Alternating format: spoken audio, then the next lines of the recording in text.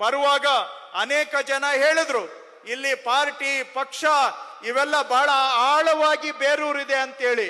ಆದ್ರೆ ಇವತ್ತು ಸರ್ಕಾರದ ಕರೆಗೆ ಹೋಗೊಟ್ಟು ಮಹಿಳೆಯರು, ಗಂಡಸರು, ಯುವಕರು ಎಲ್ಲ ಪಕ್ಷ ಭೇದವನ್ನ ಮರೆತು ಸರ್ಕಾರದ ಈ ಕಾರ್ಯಕ್ರಮಕ್ಕೆ ತಾವೆಲ್ಲರೂ ಸಮುದ್ರದ ರೀತಿಯಲ್ಲಿ ಹರಿದು ಬಂದಿದ್ದೀರಾ. ನಿಮಗೆ ಬಂದಿರೋ ಜನಕ್ಕೆ ನಾವು ಹಾಕಿರೋ ಪೆಂಡಾಲು ಸಾಲ್ತಾ ಇಲ್ಲ, ನಾವು ಹಾಕಿರೋ ಕುರ್ಚಿಗಳು ಸಾಲ್ತಾ ಇಲ್ಲ.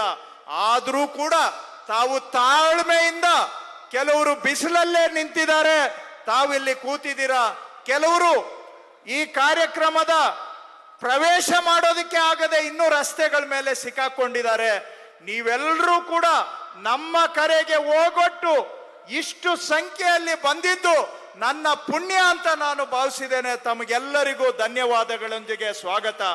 ಯಾಕೆ ಅಂದ್ರೆ ನಾವು ಬೇರೆ ಏನೂ ಇಲ್ಲದೆ ನಮ್ಮ ಕರೆಗೆ ಹೋಗೊಟ್ಟು ತಾವೆಲ್ಲರೂ ಬಂದಿದ್ದೀರಾ. ನಿಮ್ಮನ್ನ ಗೌರವವಾಗಿ ನಡೆಸ್ಕೊಳ್ಬೇಕಾಗಿರೋದು ನಮ್ಮ ಕರ್ತವ್ಯ.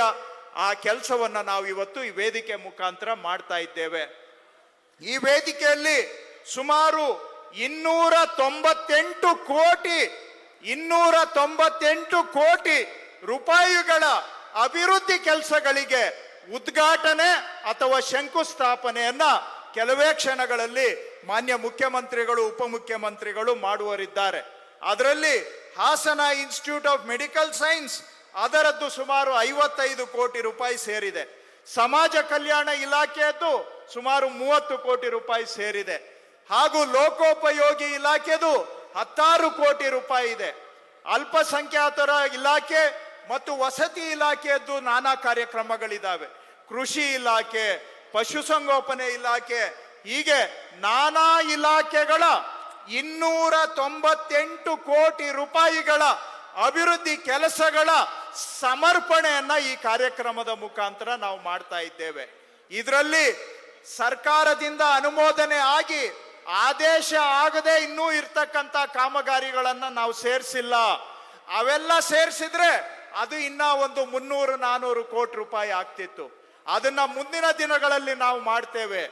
ಆದೇಶ ಆಗಿ ಉದ್ಘಾಟನೆಗೆ ತಯಾರಿರೋದು ಅಥವಾ ಟೆಂಡರ್ಗೆ ಆಗಿರುವಂತಹದ್ದು ಮಾತ್ರ ಸೇರಿಸಿದ್ರೆ 300 ಕೋಟಿ ರೂಪಾಯಿ ಇವತ್ತು ವೇದಿಕೆ ಮುಖಾಂತರ ಸಮರ್ಪಣೆ ಮಾಡ್ತಾ ಇದ್ದೇವೆ. ಅದರಲ್ಲಿ ನೀರಾವರಿ ಇಲಾಖೆಯದ್ದು ಕೂಡ ಬಹಳ ಆ ಭಾಗದ ಜನಗಳ ಬಹುದಿನಗಳ ಆಸೆ. ಇರಿಸಾವೆ ಹೋಬಳಿಯಲ್ಲಿ ಚನ್ನರಾಯಪಟ್ಟಣ ತಾಲೂಕು, ಅಲ್ಲಿನೂ ಕೂಡ ಒಂದು ಏತ ನೀರಾವರಿ ಯೋಜನೆ 74 ಕೋಟಿ ರೂಪಾಯಿಗಳದಕ್ಕೆ ಇವತ್ತು ಗುದ್ಲಿ ಪೂಜೆ ಮುಖಾಂತರ, ಶಂಕುಸ್ಥಾಪನೆ ಮುಖಾಂತರ ಚಾಲನೆ ಕೊಡುವಂತಹದ್ದನ್ನು ಇದರಲ್ಲಿ ಮಾಡ್ತಾ ಇದ್ದೇವೆ. ನಮ್ಮ ಕಂದಾಯ ಇಲಾಖೆ ಹಾಸನ ಪಟ್ಟಣದಲ್ಲಿ ತಹಶೀಲ್ದಾರರ ಕಚೇರಿ ಹಿಂದೆ ಆರಂಭ ಆಗಿ ಸರ್ಕಾರದ ಅನುಮೋದನೆ ಇಲ್ಲದೇನೆ 14 ಕೋಟಿ ರೂಪಾಯಿ ಎಕ್ಸ್ಟ್ರಾ ಖರ್ಚು ಮಾಡಿ ಅದು ನೆನೆಗುದಿಗೆ ಬಿದ್ದಿತ್ತು. ಹೋದ ಬಾರಿ ಮುಖ್ಯಮಂತ್ರಿಗಳು ಬಂದು ಅದನ್ನ ನೋಡಿ ಸೂಚನೆ ಕೊಟ್ಟ ಮೇಲೆ ಅದಕ್ಕೆ ಹೆಚ್ಚುವರಿ ಅನುದಾನವನ್ನ ಕೊಟ್ಟು ಇವತ್ತು ಅದನ್ನ ಉದ್ಘಾಟನೆ ಕೂಡ ಈ ಕಾರ್ಯಕ್ರಮದಲ್ಲಿ ಮಾಡ್ತಾ ಇದ್ದೇವೆ. ಹಾಸನ ಜಿಲ್ಲೆಯಲ್ಲಿ ಹೃದಯಾಘಾತಗಳು ಹೆಚ್ಚು ಸಂಖ್ಯೆಯಲ್ಲಿ ಆಗ್ತಾ ಇದೆ ಅಂತ ಹೇಳಿ ನಾವು ಹೋಗಿ Hassan institute of medical science ಅಲ್ಲಿ ಸೂಪರ್ ಸ್ಪೆಷಾಲಿಟಿ ಆಸ್ಪತ್ರೆ ಮಾಡಬೇಕು, ಅದಕ್ಕೆ ಸರ್ಕಾರದ ಒಪ್ಪಿಗೆ ಕೊಡಬೇಕು ಅಂತ ಹೇಳಿದ ಮೇಲೆ ಮಾನ್ಯ ಮುಖ್ಯಮಂತ್ರಿಗಳು ಮತ್ತು ಕ್ಯಾಬಿನೆಟ್ ಅಲ್ಲಿ ಸುಮಾರು 57 ಕೋಟಿ ರೂಪಾಯಿ ಅನುದಾನವನ್ನ ಹಾಸನ ಇನ್ಸ್ಟಿಟ್ಯೂಟ್ ಆಫ್ ಮೆಡಿಕಲ್ ಸೈನ್ಸಸ್ಗೆ ಕೊಟ್ಟಿದ್ದಾರೆ. ಈಗಾಗಲೇ ಇನ್ನೂ ಒಂದು 17 ಕೋಟಿ ರೂಪಾಯಿನ ಅನುದಾನವನ್ನ ಕೆಲವೇ ದಿನಗಳಲ್ಲಿ ಕೊಡ್ತೇವೆ ಅಂತೇಳಿ ಮಾನ್ಯ ಮುಖ್ಯಮಂತ್ರಿಗಳು ಮತ್ತು ವೈದ್ಯಕೀಯ ಶಿಕ್ಷಣ ಸಚಿವರು ನಮಗೆ ಮಾತು ಕೊಟ್ಟಿದ್ದಾರೆ.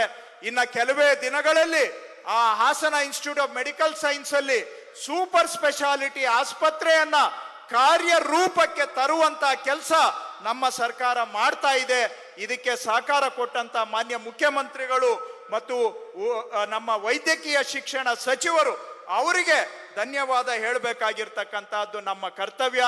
ಇವತ್ತು ಹಿಮ್ಸಲ್ಲಿ 55 ಕೋಟಿ ಉದ್ಘಾಟನೆ ಮಾಡ್ತಾ ಇದ್ರೆ ಈಗ ಮಂಜೂರಾಗಿರುವ ಬರುವಂತ ಅನುದಾನ ಮತ್ತೆ 58 ಕೋಟಿ ಇದೆ. ಹಾಗಾಗಿ 2.5 ವರ್ಷದಲ್ಲಿ ಮಂಜೂರು ಆಗಿರುವಂತಹದ್ದು ಮತ್ತು ಈಗಾಗಲೇ ಆಗಿರುವ ಕಾಮಗಾರಿ ಸೇರಿದ್ರೆ 100 ಕೋಟಿ ರೂಪಾಯಿಗಿಂತ ಹೆಚ್ಚು ಅನುದಾನ ನಾವು ಆ ಹಿಂಸು ಒಂದಕ್ಕೆ ಒದಗಿಸಿ ಕೊಟ್ಟಿದ್ದೇವೆ ನಮ್ಮ ಸರ್ಕಾರದಲ್ಲಿ. ಹಾಗಾಗಿ ಆ ಎಲ್ಲ ಕೆಲಸಗಳು ಇವತ್ತು ಜಿಲ್ಲೆಯ ಅಭಿವೃದ್ಧಿಗೆ ನಮ್ಮ ಸರ್ಕಾರ ಕಟಿಬದ್ಧವಾಗಿ ಜಿಲ್ಲೆಯ ಜನಗಳ ಆಶೋತ್ತರವನ್ನ ಈಡೇರಿಸ್ತಕ್ಕಂಥ ಕೆಲಸವನ್ನ ಮಾಡ್ತಾ ಇದ್ದೇವೆ. ಅದರ ಜೊತೆಗೆ ಇವತ್ತು ಬಂದಿರತಕ್ಕಂಥ ಜನಗಳಲ್ಲಿ ಸುಮಾರು ಜನ ನಮ್ಮ ಗ್ಯಾರಂಟಿ ಯೋಜನೆಯ ಫಲಾನುಭವಿಗಳು ಕೂಡ ಇಲ್ಲಿ ಆಗಮಿಸಿದ್ದಾರೆ. ಇವತ್ತಿಗೆ ಕರ್ನಾಟಕದಲ್ಲಿ ನಮ್ಮ ಸರ್ಕಾರ ಬಂದ ಮೇಲೆ ಗ್ಯಾರಂಟಿ ಯೋಜನೆಗಳು ಅನುಷ್ಠಾನ ಆಗಿ ಅನ್ನಭಾಗ್ಯ, ಗೃಹ ಜ್ಯೋತಿ, ಗೃಹಲಕ್ಷ್ಮಿ, ಶಕ್ತಿ ಮತ್ತು ಯುವ ನಿಧಿ ಅಡಿಯಲ್ಲಿ 2.5 ವರ್ಷಗಳಲ್ಲಿ ನಮ್ಮ ಸರ್ಕಾರ ಬಂದ ನಂತರ 1,08,235 ಕೋಟಿ 37 ಲಕ್ಷ ರೂಪಾಯಿ. ಒಂದು ಬಾರಿ ರಿಪೀಟ್ ಮಾಡ್ತೇನೆ, 1,08,235 ಕೋಟಿ 37 ಲಕ್ಷ ರೂಪಾಯಿಯನ್ನ ನಿಮ್ಮಂತ ಸಾಮಾನ್ಯ ಜನಗಳ ಅಕೌಂಟಿಗೆ ನೇರವಾಗಿ ಹಾಕುವಂತ ಕೆಲಸ ನಮ್ಮ ಸರ್ಕಾರ ಮಾಡಿದೆ. 1,08,000 ಕೋಟಿ.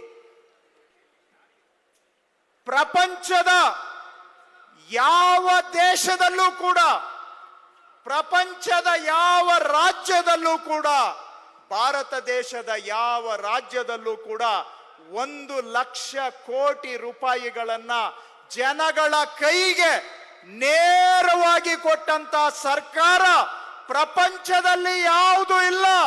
ಕರ್ನಾಟಕದಲ್ಲಿ ಇರ್ತಕ್ಕಂಥ ನಮ್ಮ ಸರ್ಕಾರ ಮಾತ್ರ ಪ್ರಪಂಚದಲ್ಲಿ ದಾಖಲೆ ಬರೆಯುವಂತ ಕೆಲಸ ನಾವು ಮಾಡಿದ್ದೇವೆ. 2.5 ವರ್ಷದಲ್ಲಿ 1,08,00,000 ರೂಪಾಯಿ ನಿಮ್ಮಂತ ಸಾಮಾನ್ಯ ಜನಗಳ ಕೈಗೆ ಕೊಟ್ಟಿದ್ದೇವೆ. ನಿಮ್ಮ ಕೈ ಬಲಪಡಿಸೋದಕ್ಕೋಸ್ಕರ ಹಾಸನ ಜಿಲ್ಲೆಯಲ್ಲೂ ಕೂಡ ಸಾವಿರಾರು ಕೋಟಿ ರೂಪಾಯಿ ನಿಮ್ಮ ಕೈಗೆ ಕೊಟ್ಟಿದ್ದೇವೆ. ಅದನ್ನ ಇವತ್ತು ಈ ವೇದಿಕೆ ಮುಖಾಂತರ ನಾವು ಸಮರ್ಪಣೆಯನ್ನ ಮಾಡ್ತಾ ಇದ್ದೇವೆ. ಅದೇ ರೀತಿಯಲ್ಲಿ ಮತ್ತೊಂದು ಮುಖ್ಯವಾಗಿ ಈ ಜಿಲ್ಲೆಯಲ್ಲಿ 94C ಅಡಿಯಲ್ಲಿ, ಕಂದಾಯ ಗ್ರಾಮದ ಅಡಿಯಲ್ಲಿ ನಾವು ನಾನಾ ಹಕ್ಕು ಪತ್ರಗಳನ್ನ ಇವತ್ತು ವೇದಿಕೆ ಮುಖಾಂತರ ವಿತರಣೆ ಮಾಡ್ತಾ ಇದ್ದೇವೆ. ಹಾಗೆ ಕೃಷಿ ಇಲಾಖೆ, ತೋಟಗಾರಿಕಾ ಇಲಾಖೆ, ಪಶುಸಂಗೋಪನೆ ಇಲಾಖೆ, ಸಮಾಜ ಕಲ್ಯಾಣ ಇಲಾಖೆ, ಅದರ ಜೊತೆಗೆ ಮಹಿಳಾ ಮಕ್ಕಳ ಕಲ್ಯಾಣ ಇಲಾಖೆ, NRLM ಯೋಜನೆ, ಅವುಗಳ ಸೇವೆಗಳನ್ನ, ಸವಲತ್ತುಗಳನ್ನ ಇವತ್ತು ನಾವು ವಿತರಣೆ ಮಾಡ್ತಾ ಇದ್ದೇವೆ. ಮುಖ್ಯವಾಗಿ ಅವೆಲ್ಲವುಗಳ ಜೊತೆಗೆ ಕಂದಾಯ ಇಲಾಖೆಯಲ್ಲಿ ಮಾಡಿರ್ತಕ್ಕಂಥ ಕೆಲವು ಸೇವೆಗಳನ್ನು ಕೂಡ ಇವತ್ತು ಜನಕ್ಕೆ ಸಮರ್ಪಣೆ ಮಾಡ್ತಾ ಇದ್ದೇವೆ. ಅದರಲ್ಲಿ ಬಹಳ ಮುಖ್ಯ ಅಂತ ಹೇಳಿದ್ರೆ ದರಖಾಸ್ತು ಪೋಡಿ ಅಂದ್ರೆ ದುರಸ್ತು ಅಭಿಯಾನವನ್ನ ನಾವು ರಾಜ್ಯದಲ್ಲಿ ಆರಂಭ ಮಾಡಿದ್ದೇವೆ.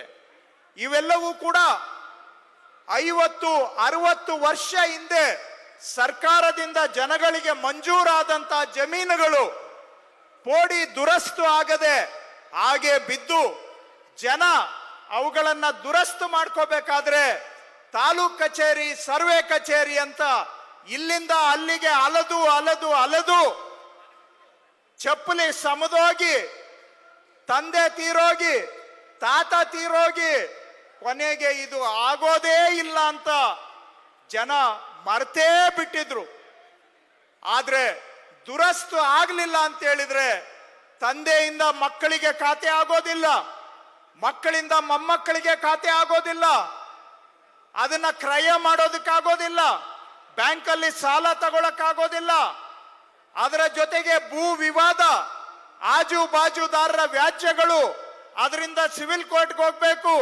ಸಿವಿಲ್ ಕೋರ್ಟ್ಗೆ ಹೋದ್ರೂ ಕೂಡ ದುರಸ್ತಾಗದೆ ಏನು ಮಾಡಕ್ಕಾಗೋದಿಲ್ಲ. ಇಂಥ ಒಂದು ಅತಂತ್ರ ಬದುಕಿಗೆ ಸಿಕ್ಕಾಕೊಂಡಿದ್ದಂತ ಜನಗಳಿಗೆ ಏನಾದ್ರೂ ಮಾಡಿ ಪರಿಹಾರ ಕೊಡಬೇಕು ಅಂತ ನಮ್ಮ ಸರ್ಕಾರ ಸಂಕಲ್ಪ ಮಾಡಿ ಹೋದ ವರ್ಷದ ಬಜೆಟ್ನಲ್ಲಿ ಮಾನ್ಯ ಮುಖ್ಯಮಂತ್ರಿಗಳು ಘೋಷಣೆ ಮಾಡಿ ಸರಳೀಕೃತ ದರಖಾಸ್ತು ಪೋಡಿ ಅಭಿಯಾನವನ್ನ ರಾಜ್ಯದಲ್ಲಿ ಮಾಡ್ತೇವೆ ಅಂತ ಘೋಷಣೆ ಮಾಡಿದ್ರು ಮಾನ್ಯ ಮುಖ್ಯಮಂತ್ರಿಗಳು ಬಜೆಟ್ನಲ್ಲಿ. ಇದನ್ನ ಮಾಡ್ತೇವೆ ಅಂತ ವಿಧಾನಸಭೆಯಲ್ಲಿ ನಾನು ಹೇಳಿದಾಗ ವಿಧಾನಸಭೆ ಮಾನ್ಯ ವಿರೋಧ ಪಕ್ಷದ ನಾಯಕರು ಹೇಳಿದ್ರು, ಇದನ್ನ ನೀವು ಮಾಡೋದಿಕ್ಕೆ ಸಾಧ್ಯನೇ ಇಲ್ಲ ಅಂತ. ನನ್ನ ಹತ್ರ ಅವರು ಅಸೆಂಬ್ಲಿಯಲ್ಲಿ ಹೇಳಿದ್ದ ಸ್ಟೇಟ್ಮೆಂಟ್ ಕಾಪಿ ಇದೆ. ಅವ್ರು ಏನ್ ಹೇಳಿದ್ರು ಅಂದ್ರೆ, ನಾನು 4 ವರ್ಷ ರೆವಿನ್ಯೂ ಮಿನಿಸ್ಟರ್ ಆಗಿದ್ದೆ, ಮೊದಲು 1 to 5 ಮಾಡಿ ಅದನ್ನ AC DC ಫೈನಲೈಸ್ ಮಾಡೋದಕ್ಕೆ ಆಗ್ಬೇಕಾದ್ರೆ ಕೋರ್ಟು ಕೇಸುಗಳು ಒಡೆದಾಡ್ಕೊಂಡು ಅದರಿಂದ ಹೊರಗೆ ಬರೋದಕ್ಕೆ ಸಾಧ್ಯನೇ ಇಲ್ಲ, ಈ ಜನ್ಮದಲ್ಲಿ ಆಗೋದಿಲ್ಲ ಅಂತ ಅವರು ಅಸೆಂಬ್ಲಿಯಲ್ಲಿ ಹೇಳಿದ್ದು ಇಲ್ಲಿ ಸ್ಟೇಟ್ಮೆಂಟ್ ಇದೆ ನನ್ನ ಹತ್ರ. ಸಾಲ್ವ್ ಆಗೋದೇ ಇಲ್ಲ ಅಂತ ನಾನು ಹೇಳಿದೆ. ಆಯ್ತು ಸರ್, ತಾವು 4 ವರ್ಷ ರೆವಿನ್ಯೂ ಮಿನಿಸ್ಟರ್ ಆಗಿದ್ರಿ, ನೋಡೋಣ, ನಾವು ರೈತರ ಪರವಾಗಿ ಪ್ರಯತ್ನ ಮಾಡ್ತೇವೆ, ಎಷ್ಟು ಮಟ್ಟಿಗೆ ಆಗುತ್ತೆ ಆಗೋದಿಲ್ಲ ಅಂತ ನೋಡೇ ಬಿಡೋಣ ಫೀಲ್ಡ್ ಅಲ್ಲಿ ಅಂತ ಒಂದು ಚಾಲೆಂಜ್ ಆಗಿ ನಾವು ತಗೊಂಡ್ವಿ. ಅದನ್ನ ಆರಂಭ ಮಾಡಿದ್ವಿ. ಹಾಸನದಲ್ಲಿ 14 ವರ್ಷ 2010ರಿಂದ 2024 ಒಂದು ವರ್ಷಕ್ಕೆ 100-150 ಪ್ರಕರಣ ಮಾತ್ರ ದುರಸ್ತ ಆಗ್ತಾ ಇತ್ತು. 14 ವರ್ಷ ಸೇರಿಸಿದ್ರೆ 2444 ಪ್ರಕರಣ ಮಾತ್ರ ದುರಸ್ತ ಆಗಿದೆ. ನಮ್ಮ ರಾಜ್ಯದ ಲೋಕೋಪಯೋಗಿ ಸಚಿವರು, ನಮಗೆಲ್ಲರಿಗೂ ಆತ್ಮೀಯರು, ನಮ್ಮ ಹಿರಿಯರು ಆದಂತ ಸತೀಶ್ ಅಣ್ಣ ಜಾರಕಿಹೊಳಿ ಅವರು ಕಾರ್ಯಕ್ರಮಕ್ಕೆ ಆಗಮಿಸಿದ್ದಾರೆ. ಜಿಲ್ಲಾಡಳಿತದ ಪರವಾಗಿ ಮಾನ್ಯ ಲೋಕೋಪಯೋಗಿ ಸಚಿವರಿಗೆ ಕಾರ್ಯಕ್ರಮಕ್ಕೆ ಸ್ವಾಗತ.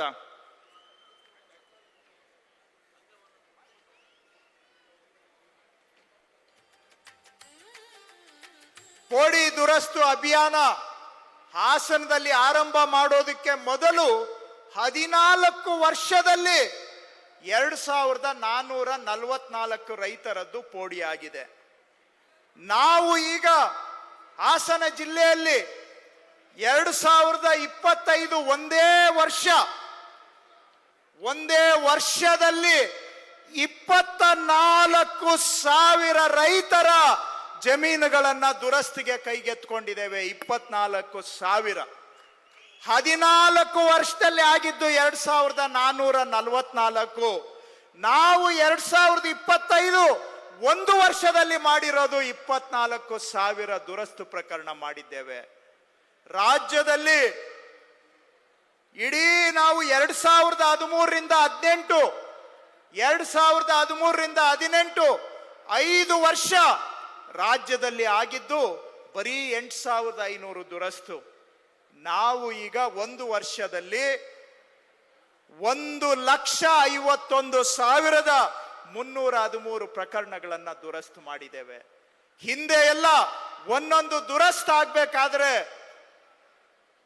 ಅಧಿಕಾರ ಇದ್ದೋರ್ಗೆ ಮಾತ್ರ ಆಗ್ತಾ ಇತ್ತು, ಹಣ ಇದ್ದೋರ್ಗೆ ಮಾತ್ರ ಆಗ್ತಾ ಇತ್ತು.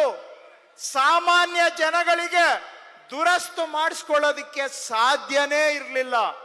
ಆದ್ರೆ ಇವತ್ತು ಹಳ್ಳಿಯಲ್ಲಿ ಇರುವ ಕೊನೆ ರೈತನ ಮನೆ ಬಾಗಿಲಿಗೆ ಹುಡುಕೊಂಡೋಗಿ ಅವರ ಅರ್ಜಿ ಹಾಕದೆ ಹೋದ್ರೂ ಕೂಡ ನಾವೇ ಇವತ್ತು ಅವರ ಜಮೀನಿಗೆ ದುರಸ್ತು ಮಾಡಿಕೊಡ್ತಾ ಇದ್ದೇವೆ ಅಂತ ಅದನ್ನ ಇವತ್ತು ಸಮರ್ಪಣೆ ಮಾಡುವ ಕಾರ್ಯಕ್ರಮ ಇಲ್ಲಿ ಮಾಡ್ತಾ ಇದ್ದೇವೆ. ಹಾಸನ ಜಿಲ್ಲೆಯಲ್ಲಿ ಸುಮಾರು ಈಗ 24,000 ರೈತರ ಪೈಕಿ 17,000 ರೈತರದನ್ನ ಈಗಾಗಲೇ ನಾವು ದುರಸ್ತು ಮಾಡಿದ್ದೇವೆ. ಬರುವ ಇನ್ನೊಂದು 6 ತಿಂಗಳ ಅವಧಿಯಲ್ಲಿ ಇನ್ನೂ ಒಂದು 10-15 ಸಾವಿರ ಪ್ರಕರಣಗಳನ್ನ ರೈತರದನ್ನ ನಾವು ದುರಸ್ತು ಮಾಡಿಕೊಡ್ತೇವೆ. ರಾಜ್ಯದಲ್ಲಿ ಈ ಅಭಿಯಾನ ಆರಂಭ ಮಾಡಿದಾಗ ಮಾಡೋದಕ್ಕೆ ಸಾಧ್ಯನೇ ಇಲ್ಲ ಅಂತ ಮಾತಾಡಿದ್ರು. ಸುಮಾರು ಜನ ಮಾತನಾಡಿದ್ರು, ಯಾರ ಕೈಲೂ ಆಗ್ಲಿಲ್ಲ ನೀವು ಮಾಡ್ಬಿಡ್ತೀರಾ ಅಂತ ಚಾಲೆಂಜ್ ಮಾಡಿದ್ರು. ನಾವು ನೋಡೋಣ ಅಂತ ಕೈ ಹಾಕಿದ್ವಿ. ರಾಜ್ಯದಲ್ಲಿ ಸುಮಾರು ಜನ ನಮ್ಮ ಅಧಿಕಾರಿಗಳು ಕೂಡ ಆಗುತ್ತೆ ಆಗಲ್ಲ ಅಂತ ಬಹಳ ಚರ್ಚೆ ಮಾಡ್ತಾ ಇದ್ರು. ಆದ್ರೆ ಆವಾಗ್ಲೇನೆ ಹಾಸನ ಜಿಲ್ಲೆಯಲ್ಲಿ ಆವತ್ತು ಜಿಲ್ಲಾಧಿಕಾರಿಗಳು ಶ್ರೀಮತಿ ಸತ್ಯಭಾಮ ಅವರು ಮತ್ತು ಆವತ್ತು DDLR ಸುಜಯ್ ಅವರು ಸೇರಿ ಬೇರೆ ಜಿಲ್ಲೆಗಳು ಮಾಡೋದಕ್ಕೆ ಮೊದಲೇ ಇದನ್ನ ಮಾಡಬಹುದು ಅಂತ ಅವರು ಹಾಸನದಲ್ಲಿ ನಮ್ಗೆ ತೋರಿಸ್ಕೊಟ್ರು. ಅದಕ್ಕೆ ಅವರನ್ನ ಇವತ್ತು ವಿಶೇಷವಾಗಿ ಕಾರ್ಯಕ್ರಮಕ್ಕೆ ನಾನು ಆಹ್ವಾನ ಮಾಡಿದ್ದೇನೆ.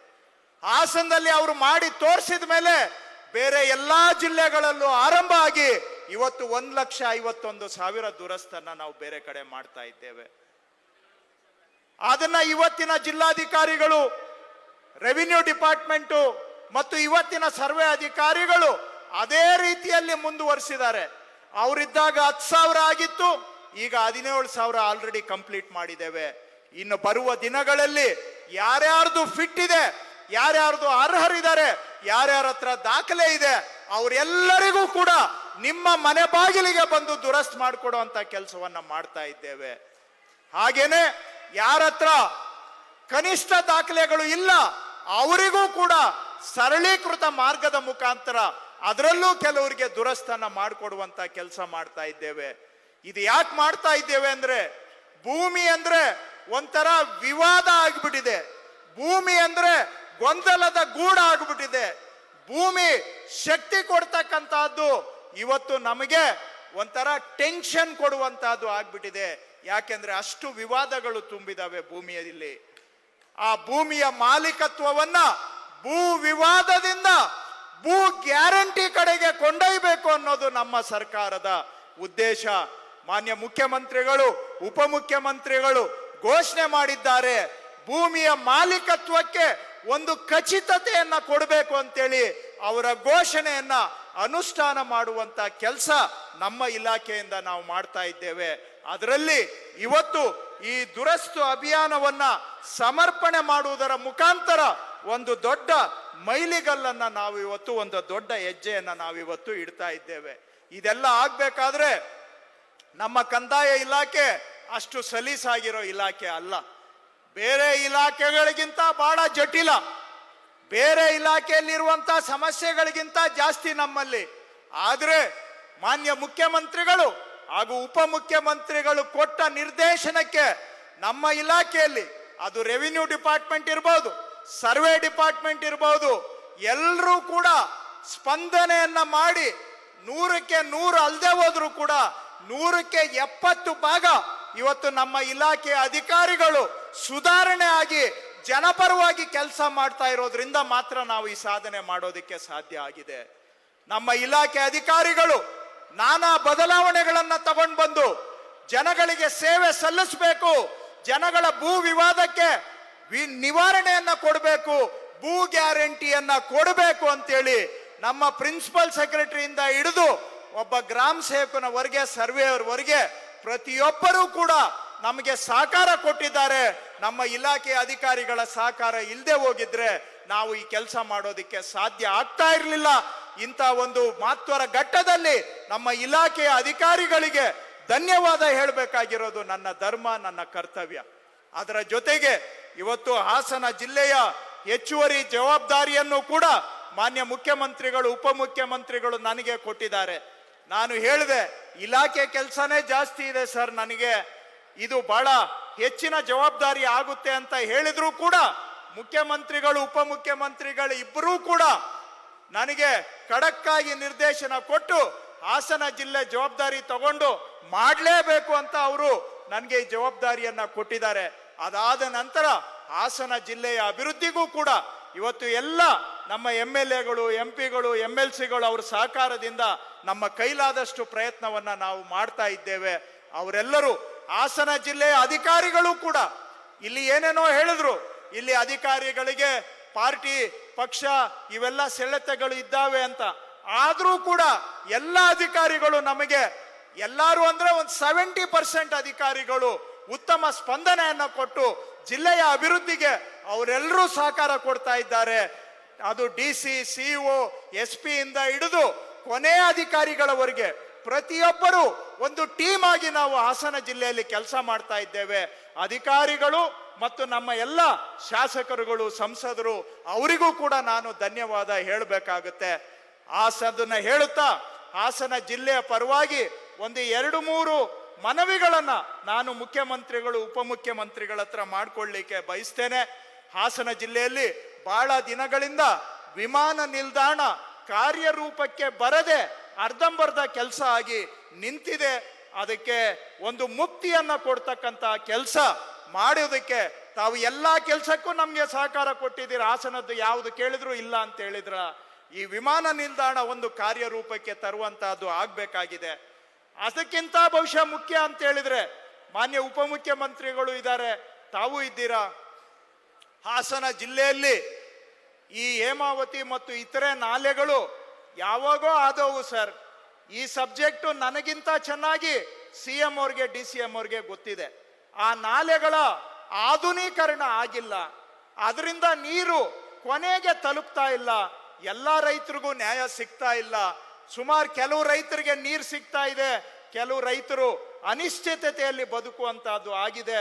ತಾವೇನಾದ್ರೂ ಒಂದು ದೊಡ್ಡ ಮನಸ್ಸನ್ನ ಮಾಡಿ ಒಂದೇ ವರ್ಷ ಅಲ್ಲದೆ ಹೋದ್ರೂ ಕೂಡ ಪ್ರತಿ ವರ್ಷ ಹಾಸನದಲ್ಲಿ ಇಷ್ಟು ಕಿಲೋಮೀಟರ್ ನಾಲೆಗಳು, ನೀರಾವರಿ ನಾಲೆಗಳ ಆಧುನೀಕರಣಕ್ಕೆ ಒಂದು ಸಂಕಲ್ಪ ಮಾಡಿ ಈ ಜಿಲ್ಲೆಯ ರೈತರಿಗೆ ಮತ್ತಷ್ಟು ಶಕ್ತಿಯನ್ನ ತುಂಬಬೇಕು. ನಾಲೆಗಳ ಮತ್ತು ಉಪನಾಲೆಗಳ ಆಧುನೀಕರಣಕ್ಕೆ ಅವಕಾಶ ಮಾಡಿಕೊಡ್ಬೇಕು ಅಂತ ಮನವಿ ಮಾಡ್ತೇನೆ. ಹಾಗೆ ಹೇಮಾವತಿ ಜಲಾಶಯದ ಕೆಳಗಡೆ 100 ಎಕರೆ ಜಾಗ ಇದೆ. ಹಿಂದೆ ಉಪಮುಖ್ಯಮಂತ್ರಿಗಳು ಈ ಹಿಂದೆ ನೀರಾವರಿ ಸಚಿವರಾಗಿದ್ದಾಗ ಬಂದು ಇಲ್ಲಿ ಒಂದು ಬೃಂದಾವನದ ರೀತಿಯಲ್ಲಿ ಗಾರ್ಡನ್ ಮಾಡಬೇಕು, ಪ್ರಸ್ತಾವನೆಯನ್ನ ಕೊಡಿ ಅಂತ 6 ವರ್ಷದ ಹಿಂದೆನೆ 7 ವರ್ಷದ ಹಿಂದೆ ಅವರು ಹೇಳಿ ಹೋಗಿದ್ರು. ಆ ಪ್ರಸ್ತಾವನೆ ತಯಾರಿದೆ. ಉಪಮುಖ್ಯಮಂತ್ರಿಗಳು ಮನ್ಸು ಮಾಡಿ ಆ ಒಂದು ಬೃಂದಾವನ ಮಾದರಿಯಲ್ಲಿ ಹೇಮಾವತಿ ಕೆಳಗಡೆ ಒಂದು ಉದ್ಯಾನವನವನ್ನ ಮಾಡಿದ್ರೆ ಈ ಜಿಲ್ಲೆಯ ಪ್ರವಾಸೋದ್ಯಮಕ್ಕೆ ಮತ್ತಷ್ಟು ಪುಷ್ಟಿ ಕೊಟ್ಟ ಹಾಗೆ ಆಗುತ್ತೆ. ಆ ಕೆಲಸವನ್ನು ಕೂಡ ಮಾಡಬೇಕು. ಮತ್ತೊಂದು, ಕಾವೇರಿ ನೀರಾವರಿ ನಿಗಮದಿಂದ ಗಂಡಸಿ ಹೋಬಳಿ ಕೆರೆಗಳಿಗೆ ನೀರು ತುಂಬುವ ಕಾಮಗಾರಿ ಸುಮಾರು 150 ಕೋಟಿ ರೂಪಾಯಿ ಪ್ರಸ್ತಾವನೆ ಈಗಾಗಲೇ ಮಂಡಳಿಯಲ್ಲಿ ಇದೆ. ಇದನ್ನ ನಾವು ಎತ್ತಿನಹೊಳೆಯಿಂದ ಕೊಡಬೇಕಾಗಿತ್ತು. ಆದ್ರೆ ಮುಖ್ಯಮಂತ್ರಿಗಳು ಉಪಮುಖ್ಯಮಂತ್ರಿಗಳು ಕುಡಿಯೋ ನೀರು ಕೊಡೋವರೆಗೂ ಕೆರೆ ತುಂಬಿಸೋದಕ್ಕೆ ಆಗೋದಿಲ್ಲ ಅಂತ ಹೇಳಿದ್ರಿಂದ ಅದು ಈಗ ನಾವು ಕಾವೇರಿ ನಿಗಮದಿಂದ ಮಾಡಲಿಕ್ಕೆ ಅವಕಾಶ ಇದೆ. ಈ ಒಂದು ಪ್ರಸ್ತಾವನೆಗೂ ಕೂಡ ತಾವು ಅವಕಾಶ ಮಾಡಿಕೊಡ್ಬೇಕು ಅಂತ ಹೇಳಿ ಹಾಸನ ಮಹಾನಗರ ಪಾಲಿಕೆ ಹೆಚ್ಚುವರಿ ಏರಿಯಾ ಸೇರ್ಪಡೆ ಆಗಿದ್ರಿಂದ ಅಭಿವೃದ್ಧಿ ಅನುದಾನ ಸಾಲ್ತಾ ಇಲ್ಲ. ಅದು ಒಂದು ವಿಷಯವನ್ನ ತಮ್ಮ ಗಮನಕ್ಕೆ ತರ್ತೇನೆ. ಹಾಸನ ಜಿಲ್ಲೆಯಲ್ಲಿ ಮಾನವ ಹಾಗೂ ಪ್ರಾಣಿ ಸಂಘರ್ಷ ದಿನೇ ದಿನೇ ಹೆಚ್ಚಾಗ್ತಾ ಇದೆ. ಇದಕ್ಕೆ ನಮ್ಮ ಸರ್ಕಾರ ಎಲ್ಲ ಪ್ರಯತ್ನ ಮಾಡ್ತಾ ಇದೆ. ಆದರೂ ಕೂಡ ಮಾನವ ಮತ್ತು ಪ್ರಾಣಿಗಳ ಸಂಘರ್ಷದಿಂದ ತುಂಬಾ ರೈತರಿಗೆ ತೊಂದರೆ ಆಗ್ತಾ ಇದೆ. ಇದಕ್ಕೆ ಒಂದು ಶಾಶ್ವತ ಯೋಜನೆ ಕೊಡಬೇಕು ಅನ್ನೋದು ಕೂಡ ಜನಗಳ ಮನವಿ ಆಗಿದೆ. ಇದನ್ನು ನಾನು ತಮ್ಮ ಗಮನಕ್ಕೆ ಸಲ್ಲಿಸುತ್ತಾ, ಇವತ್ತು ಮಾನ್ಯ ಸಮಾಜ ಕಲ್ಯಾಣ ಸಚಿವರು ಬಂದಿದ್ದಾರೆ. ಅವರು ಸಹ ನಮ್ಗೆ ಯಾವುದೇ ಕೆಲಸ ಕಾರ್ಯ ಕೇಳಿದ್ರು ಯಾವತ್ತು ಇಲ್ಲ ಅಂತ ಹೇಳದೆ ಕೆಲಸ ಕಾರ್ಯ ಮಾಡೋದರ ಜೊತೆಗೆ ನಮಗೆ ಮಾರ್ಗದರ್ಶನವನ್ನು ಮಾಡ್ತಾ ಬಂದಿದ್ದಾರೆ. ನಮ್ಮ ಜಮೀರಣ್ಣ ಅವರಂತೂ ಏನ್ ಕೆಲಸ ಕೇಳಿದ್ರು ಯಾವತ್ತೂ ಇಲ್ಲ ಅಂತ ಹೇಳಿಲ್ಲ, ಎಲ್ಲದಕ್ಕೂ ಎಸ್ ಬಾಸ್ ಮಾಡ್ತೀವಿ ಅಂತ ಹೇಳಿ ಸಹಕಾರ ಕೊಟ್ಟಿದ್ದಾರೆ. ಅವರಿಗೂ ಕೂಡ ನಮ್ಮ ಧನ್ಯವಾದ. ಸತೀಶ್ ಅಣ್ಣ ಜಾರಕಿಹೊಳಿ ಅವರು ಬಂದಿದ್ದಾರೆ. ಅವರು ಕೂಡ PWD ಇಲಾಖೆಯಿಂದ ಈ ಜಿಲ್ಲೆಯಲ್ಲಿ ಸಾಕಷ್ಟು ಕೆಲಸಗಳನ್ನ ಕೈಗೆತ್ಕೊಂಡಿದ್ದಾರೆ. ಇವತ್ತು ಅದರಲ್ಲಿ ಕೆಲವು ಮಾತ್ರ ನಾವು ಪಟ್ಟಿಯಲ್ಲಿ ಸೇರಿಸಿದ್ದೇವೆ. 80% ಇವತ್ತು ನಮ್ದು ಪಟ್ಟಿಯಲ್ಲಿ ಸೇರಿಸಿಲ್ಲ. ಇನ್ನೊಂದು ದಿನ PWDದೇ ಸಪರೇಟ್ ಕಾರ್ಯಕ್ರಮ ಮಾಡಬೇಕು, ಅಷ್ಟು ಅನುದಾನ ನಮ್ಮ ಜಿಲ್ಲೆಯಲ್ಲಿ ಇದೆ. ಆದರೆ ಇನ್ನೂ ಆಗ್ಬೇಕಾಗಿರ್ತಕ್ಕಂಥ ಕೆಲಸಗಳು ಇದ್ದಾವೆ. ಅವರು ಕೂಡ ನಮಗೆ ಸಹಕಾರವನ್ನ ಕೊಡ್ತಾ ಇದ್ದಾರೆ. ಅದೇ ರೀತಿಯಲ್ಲಿ ಎಲ್ಲ ಶಾಸಕರು ಕೂಡ ಒಂದಂತೂ ನಾನು ಸ್ಪಷ್ಟವಾಗಿ ಹೇಳ್ತೇನೆ, ಪಕ್ಷಾತೀತವಾಗಿ ಎಲ್ಲ ಶಾಸಕರು ಸಂಸದರು ಒಂದುಗೂಡಿ ನಾವು ಜಿಲ್ಲೆಯ ಅಭಿವೃದ್ಧಿಗೆ ಕೆಲಸ ಮಾಡ್ತಾ ಇದ್ದಾವೆ. ಅವ್ರಿಗೆಲ್ಲರಿಗೂ ಮತ್ತೊಮ್ಮೆ ನನ್ನ ಧನ್ಯವಾದ. ಇವತ್ತಿನ ಕಾರ್ಯಕ್ರಮಕ್ಕೂ ಅವರು ಸಹಕಾರ ಕೊಟ್ಟಿದ್ದಾರೆ. ಕೊನೆಯದು ಹಾಸನ ಜಿಲ್ಲೆ ಪರವಾಗಿ ತಮಗೆಲ್ಲ ಗೊತ್ತಿರೋ ಹಾಗೆ ಹಾಸನ ರಾಜಕೀಯವಾಗಿ ಬಹಳ ಒಂದು ಪ್ರಭಾವ ಮಹತ್ವವನ್ನ ಹೊಂದಿರತಕ್ಕಂತಹ ಜಿಲ್ಲೆ. ಹಾಸನ ಜಿಲ್ಲೆಯವರು ಒಬ್ರು ಇಂಥ ಪ್ರಭಾವ ಇರತಕ್ಕಂತಹ ಜಿಲ್ಲೆ. ಘಟಾನುಘಟಿಗಳು ಇಲ್ಲಿ ರಾಜಕೀಯ ಮಾಡಿ ರಾಜ್ಯ ರಾಷ್ಟ್ರ ಮಟ್ಟದಲ್ಲಿ ಕೆಲಸ ಮಾಡಿದ್ದಾರೆ. ಈ ಜಿಲ್ಲೆಯಲ್ಲಿ ಯಾರಾದ್ರೂ ಒಬ್ಬರು ಮಂತ್ರಿ ಆಗಬೇಕು ಅನ್ನುವಂತ ಒಂದು ಕೂಗು ಕೂಡ ಈ ಜಿಲ್ಲೆಯದ್ದು ಇದೆ. ಆ ಜಿಲ್ಲೆಯವರೆಗೆ ಒಂದು ಮಂತ್ರಿ ಮಾಡಬೇಕು ಅಂತಾನು ಮಾನ್ಯ ಮುಖ್ಯಮಂತ್ರಿಗಳು ಉಪಮುಖ್ಯಮಂತ್ರಿಗಳ ಅವರಿಗೆ ನಿವೇದನೆಯನ್ನ ಸಲ್ಲಿಸಿ ನಮಗೆ ಎಲ್ಲ ವಿಷಯದಲ್ಲಿ ಸಹಕಾರ ಕೊಟ್ಟಿದ್ದೀರಾ. ಮುಂದೆಯೂ ನಿಮ್ಮ ಸಹಕಾರ ಇದೇ ರೀತಿ ಇರಲಿ ಅಂತ ಆಶಿಸ್ತಾ, ನಾನು ಬಂದಿರುವಂತ ಸಮಸ್ತ ಜನತೆಗೆ ಬಹಳ ನಿಮ್ಮ ಸಹಕಾರಕ್ಕೆ ನಾನು ಬೆಲೆ ಕಟ್ಟೋದಕ್ಕೆ ಆಗೋದಿಲ್ಲ. ಹಾಸನ ಜಿಲ್ಲೆ ನನ್ನ ಹುಟ್ಟು ಜಿಲ್ಲೆ ಎಲ್ಲೋ, ನಾನು ಶಾಸಕನಾಗಿರೋದು ಎಲ್ಲೋ, ಆದ್ರೆ ಹಾಸನ ಜಿಲ್ಲೆಗೆ ನನಗೆ ಜವಾಬ್ದಾರಿ ಕೊಟ್ಟಾಗ ತಾವೆಲ್ಲರೂ ಕೂಡ ತೆರೆದ ಮನಸ್ಸಿನಿಂದ ನನ್ನನ್ನು ಸ್ವಾಗತ ಮಾಡಿ ಪಕ್ಷಾತೀತವಾಗಿ ಜನ ಸಹಕಾರ ಕೊಟ್ಟಿದ್ದೀರಾ. ನಿಮಗೆ ಅನಂತಾನಂತ ನನ್ನ ಧನ್ಯವಾದಗಳು. ನಮ್ಮ ಅಧಿಕಾರಿಗಳು ಕೂಡ ಈ ಕಾರ್ಯಕ್ರಮದ ಯಶಸ್ಸಿಗೆ ಹಗಲು ರಾತ್ರಿ ದುಡಿದಿದ್ದಾರೆ. ಅವರಿಗೂ ಕೂಡ ನನ್ನ ಮತ್ತೊಂದು ಧನ್ಯವಾದಗಳನ್ನ ಹೇಳಿ ನನ್ನ ಪ್ರಾಸ್ತಾವಿಕ ನುಡಿಗಳಿಗೆ ವಿರಾಮ ಕೊಡ್ತೇನೆ. ನಮಸ್ಕಾರ ಎಲ್ಲರಿಗೂ ಸಹ.